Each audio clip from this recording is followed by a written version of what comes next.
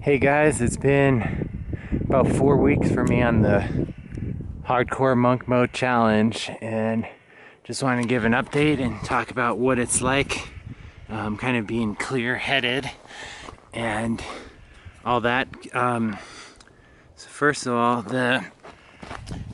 I'm doing it with a friend who he'd never gone 30 days before, and I'll tell you what, doing it with a friend makes it doing it with a friend makes it so much easier because you're responsible to somebody. When it's just you, it's a lot easier to be like, oh well, I've gone a week, I've gone 2 weeks, that proves I'm not addicted, and then just kind of giving in yourself.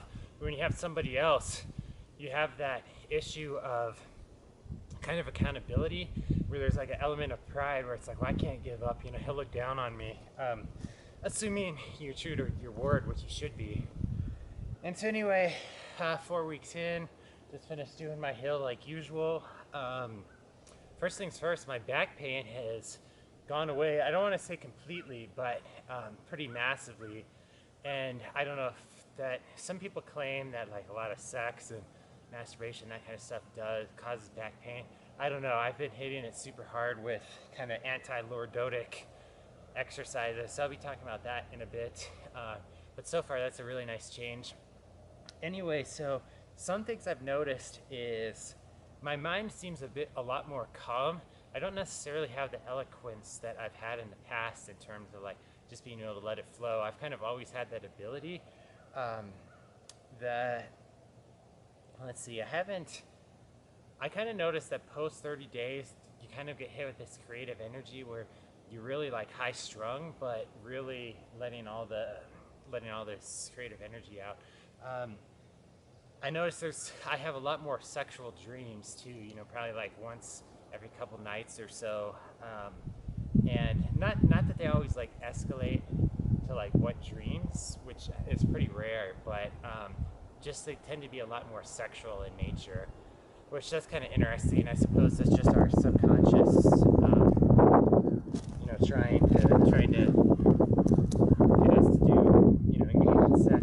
Another thing I noticed too, and I'm sure a lot of you guys will like this if you get to that stage, is when you know that you're on like a hardcore monk mission like this, you stop chasing girls, and it's this really kind of interesting dichotomy where you want sex so bad, but you don't want to chase. But you're like, well, what's the point? I'm not gonna break this. So you'll see these girls all the time, and it's just like you kind of see them for what they are, and then you also become a lot more discerning too, where it's like, well, all I do with her is have sex, and she's ugly, and I'm not gonna break this streak. So what's the point? And that's the kind of like anti-thirst that men need so much more of, because the entitlement and stuff that's happening these days is so out of control, because guys will just take anything. And I think that there's probably, due to like the mass use of porn, sexualization of video games, TV, and all that kind of stuff, where men's sex drives are kind of really out of control. One thing I really noticed too, and especially if you start engaging in like fasts from sex, that your horniness doesn't necessarily die, but to use another word, like your hunger for it kind of dies.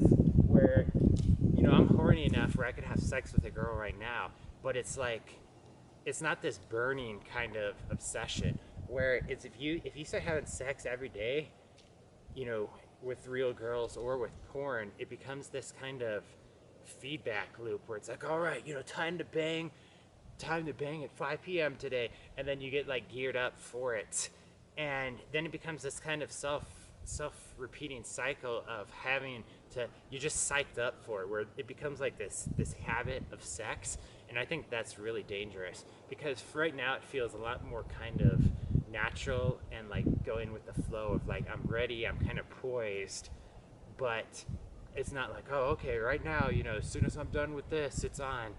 And I suppose that's probably a lot more like how we were from an evolutionary point of view, um, where we didn't know where when sex was. And I think that's probably also what's really dangerous is that when we have easy access to sex, you know, especially with birth control, with so we can have sex with girls all the time or porn and that sort of thing, is it really screws up our feedback system, because this is my own personal theory, but it seems like it'd probably be accurate. Um, that when we were on the savannah and living in the forest and the woods and all that sort of thing, you couldn't have sex every day because there was a survival issue of it took nutrients, it takes time, you're vulnerable, and especially if you get the girl pregnant, that's going to be a lot of resources used for a long time. So this idea that we're banging every day is unnatural unless you were a king that had massive amounts of resources and you had this endless harem. And the whole point, if it goes back to dopamine, is if you're having all this sex, it encourages your brain of adopting a steady state. And I think that kind of bears repeating in that if you're getting all this sex, clearly the stage you're at in life is so perfect that you don't need to strive anymore because you're already impregnating all these girls. What do you need anymore? And then that's why people get like caught in, you know, kind of depressive cycles where they need to quit their job, they need to go back to school, they need to do this, they need to do that, and they don't because they're just too busy drinking, smoking, masturbating, or, you know, playing video games, and all these kind of dangerous vices that just take up all your dopamine and all your time. And then I kind of noticed too where, like right now, like I said, I'm about 4 weeks in, and I kind of feel this kind of hunger of sorts where it's like I see things I'm not content with in my life, and it's like there's this driving energy to want to change them, to go do something to change it, where I want to move to another state, I want to, you know, make a bunch of money, I want to write more books. And in contrast, imagine like a stereotypical person who, you know, stays working at Walmart or something and can do way better than that, but that's what they are. And they're like, man, F this job. And then they come home, they drink, they play some Call of Duty, and then they go whack off to some porn. That's going to be such a high dopamine dump that it placates them that night, and they go to sleep loosely content, and then they wake up, they're like, oh man, F this. They go to Walmart, they're depressed, they hate their life. So what's the only way to get over the depression? They go back home, they drink, smoke, have sex. And then it's going to be a year, 2 years, 4 years down the road, and nothing's changed. Not to say just stop, you know, just going to monk mode would be the cure to that, but it'd certainly help, you know, just cutting out these vices and then laying your life bare in front of you and taking true stock of what's happening. Let's see what else. So yeah, just some closing thoughts to kind of keep this one shorter than usual. If you're trying to look for the motivation of doing it, at the very least, you know, if you've never gone the distance for it, just go for a week. You know, talk to one of your friends. I think you'd be surprised how many guys, you know, I'd probably say 90% of guys are addicted to porn. They just don't want to admit it. You'd be surprised how many would be down with something like that. So, you know, just try to go a week. If you can go a month, I think you're, you know, going pretty good. And you don't necessarily need to stop forever, but I think it's really important to just take breaks and just let your brain reset a little. Just try to embrace more kind of like doing stuff every day, even if it's like I'm gonna get up and do 10 push-ups, you know, just do something really small like that, and then eventually by a week you're gonna get used to it. It's like, hey, I'm feeling pretty good, you know, I'm gonna get my 10 push-ups in, maybe I'll go for a run, and then suddenly I start spiraling into a better lifestyle. Anyway, hope you kind of like this update. I'll be talking about the exercises I've used to kind of help my back.